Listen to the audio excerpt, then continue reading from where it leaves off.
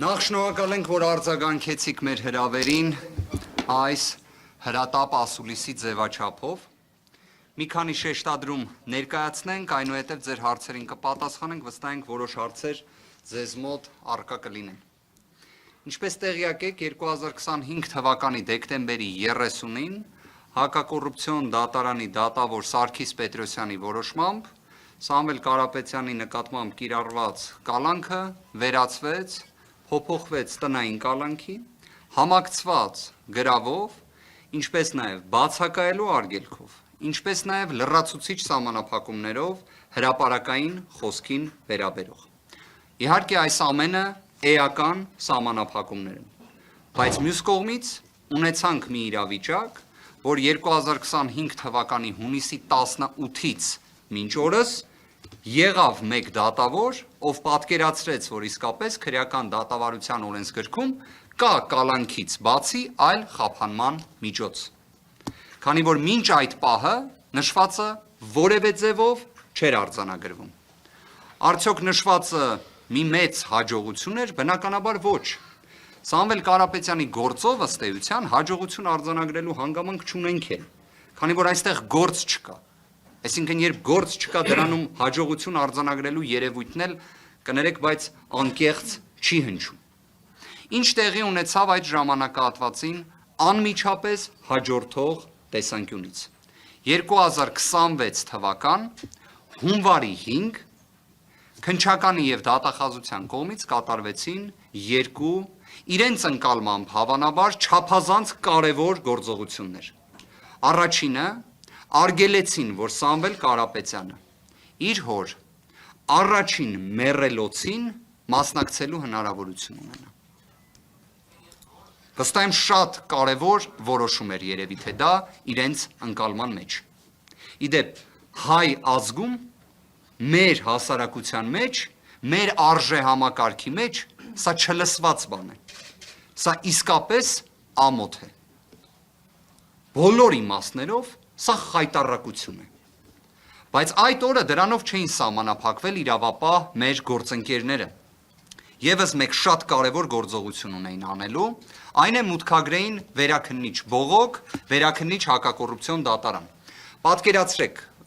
ձեզանից շատերը, չգիտեմ, արդյոք 2026 թվականի հունվարի 5-ին առաջին աշխատանքային օրը հենց ինտենսիվ զբաղվածություն ունեցել եք, թե ոչ, եթե ունեցել եք, շատ դրական է դա, եթե ոչ, շատ նորմալ է դա։ Ինչի համար, որովհետև ի վերջո մենք բոլորս նաև ունենք սովորույթը, որ աշխատանքային օրերը փոքրինչ ուշ են սկսում, չէ, հունվար ամսին։ Բայց քննչականը եւ դատախազությունը պատկերացրեք ծանրաբեռնված մարմիններ։ Գալիս են եւ հունվարի 5-ին ամենակարևոր գործը դա այն է, որ հանկարծ Սամվել Կարապետյանը ոնց լինի տնային կալանքի պայմաններում, համակցված գրավով, համակցված բացակայելու արգելքով, համակցված լրացուցիչ սահմանափակումներով։ Լավ հարց կառաջանա, չէ, իսկ ինչ պետք է գրած լինեն այդ բողոքում։ Բառացիորեն ասում եմ, իրավական հիմնավորվածության տեսանկյունից դա 0 է։ Ոչ թե գնահատողական դատողություն եմ անում։ Այնտեղ հիմնավորում չկա։ Որ պատկերացնեք երկու խումբ հարցեր կային, որոնք առաջինացյանի դատարանը հիմքեր ընդունել, որպեսզի դիտարկեր արդյոք կալանքը ենթակա է վերացման, թե փոփոխման, թե ոչ։ Մեկը վերաբերում էր ջանասիրությանը, որտեղ նոյեմբերի 18-ից մինչև դեկտեմբերի 25-ը մենք գործընկերներով այնքան դիմում միջնորդություններ էինք ներկայացրել քննչական մարմնին, որպեսզի վերջիններս գործողություն կատարեն։ Հավատացած եղեք, որևէ այլ քրեական գործով նման պրակտիկա չէիք գտնի։ Այսինքն մենք ինչ-որ իմաստով քննիչից ավելի շահագրգռված էինք գործով գործ անելու մեջ։ Պատկերացնում եք, սա ինքնին մեղմ ասած քիչ հանդիպող երևույթ է, բայց մենք դրան դիմել էինք։ Մենք կրկին անգամ խնդրել էինք, որ նախաքննությունը ավարտեն, ունենանք հնարավորություն դռնբացության կարգով հրապարակային դատաքննության։ Ոչ դա են արել, ոչ էլ որևէ մի գործողություն արել են։ Պատկերացրեք Սամվել Կարապետյանի մասնակցությամբ գեթ մեկ գործողություն չի եղել։ Եվ այս հանգամանքն եմ ուզում բացահայտել։ Դատական նիստի ընթացքում, երբ դրա վերաբերյալ մեր հիմնավորումները ներկայացրեցինք, տվյալները բացահայտեցինք, այսինքն մեր միջնորդությունները ստացված պատասխանները։ Քանի որ այո, քննիչը դրանք բոլորը, մեր միջնորդությունները, մերժում էր անհիմն լինելու պատճառաբանությամբ։ Այսինքն մենք ասում ենք դուք գործ արեք, Իրենք ասում են անհիմն միջնորդություններ է տալի։ Սա է իրականությունը։ Դատարանը հարց տվեց քննիչին, արդյոք Սամվել Կարապետյանի մասնակցությամբ որևէ գործողություն արել եք թե ոչ։ Խրոխտ ձայնով հնչեց պատասխան, որ ոչ մի գործողություն չեն կարել։ Մյուս հարցը հնչեց, իսկ Սամվել Կարապետյանի խաբման միջոցների պայմանների տեսանկյունից դրա նվազմանն ուղված, քանի որ քննիչը պարտավոր է դա անել, ինչ որ գործողություն արել եք թե ոչ։ Նույն ինքնավստահությամբ հնչեց պատասխան, որ ոչ մի գործողություն էլ չեն արել։ Եվ այդ պայմաններում դատախազը վերաքննիչ բողոք է ներկայացնում։ Մյուս խնդիրը վերաբերել է առողջական բնույթի հարցերի, դրան որոշակի անդրադարձ կկատարենք, ըստ էության Սամվել Կարապետյանը այս ողջ ժամանակահատվածում, հիմա էլ ի դեպ, դեռևս իր արձագանքը դժվար է կանխատեսել, բայց ամեն դեպքում ինքը մշտապես դեմ է եղել այս հանգամանքներից որևէ մեկին անդրադարձ կատարելու։ Ի դեպ իր կողմից որևէ բողոք նշվածի վերաբերել չի եղել, հենց իր կողմից, բայց բոլոր դեպքերում։ Մեկ հանգամանքն ենք ուզում բացահայտել, գործընկերներն էլ կմանրամասնեն։ Սամվել Կարապետյանը տնային կալանքի պայմաններում այցելեց բժշկական հաստատություն, ունեցավ համալիր բժշկական ստուգում, որը չէր ունեցել շուրջ 7 ամիս, եւ պարզվեց, որ իր մոտ հետ, այսպես ասած, անցումային փուլում գտնվող թոքաբորբ է երկկողմանի, որը ախտորոշվել է փաստացի արդեն այսօր, այնպիսի պայմաններում, որ դա ունեցել է 2 ամսվա վաղեմություն։ Այսինքն գտնվելով քրեակատարողական հիմնարկում, երկկողմանի թոքաբորբով անձ է լինում Սամվել Կարապետյանը։ Եվ դա չի ախտորոշվում, դա չի արձանագրվում։ Դուք պատկերացնում եք պայմանները։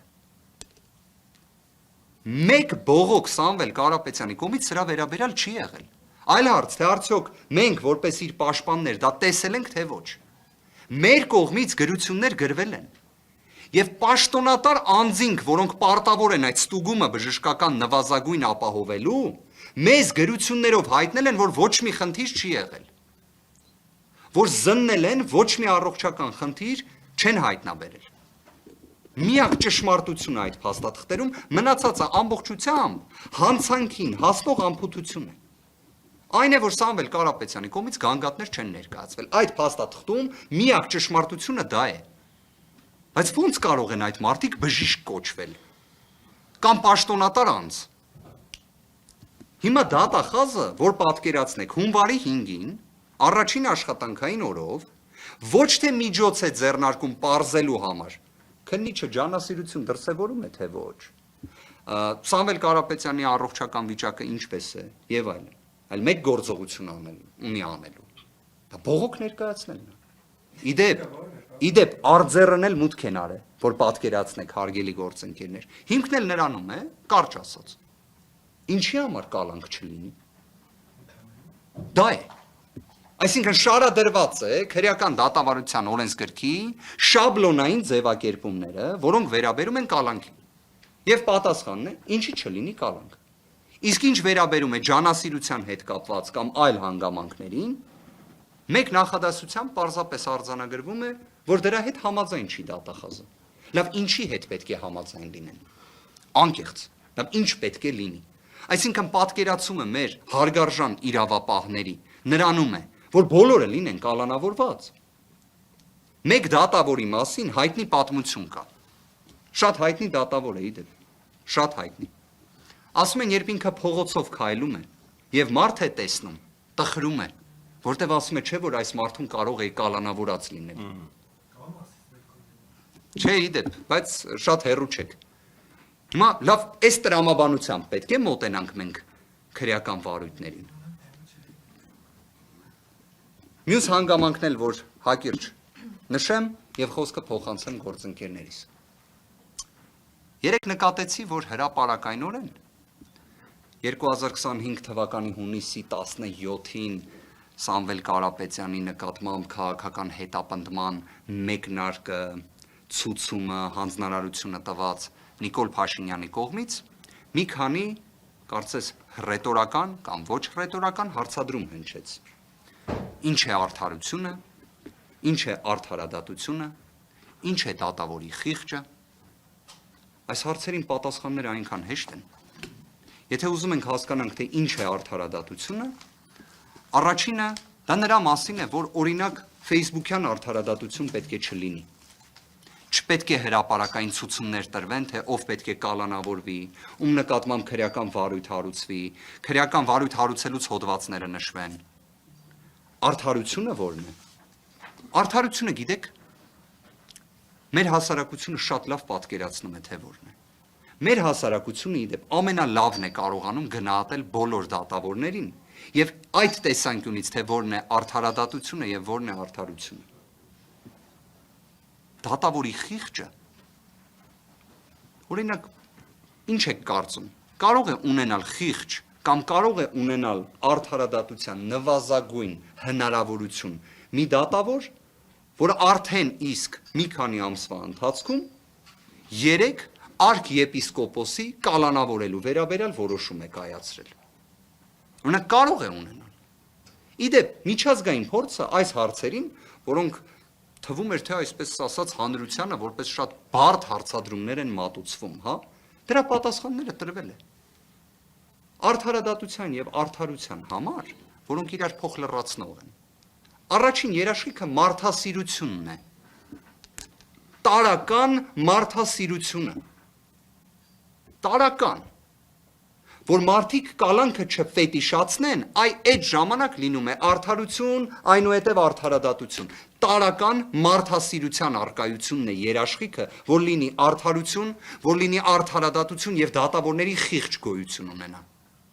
Երկրորդ հանգամանքն էլ կա։ Կոչվում է իրավունքի գերակայություն։ Շատ պարզ բանաձև։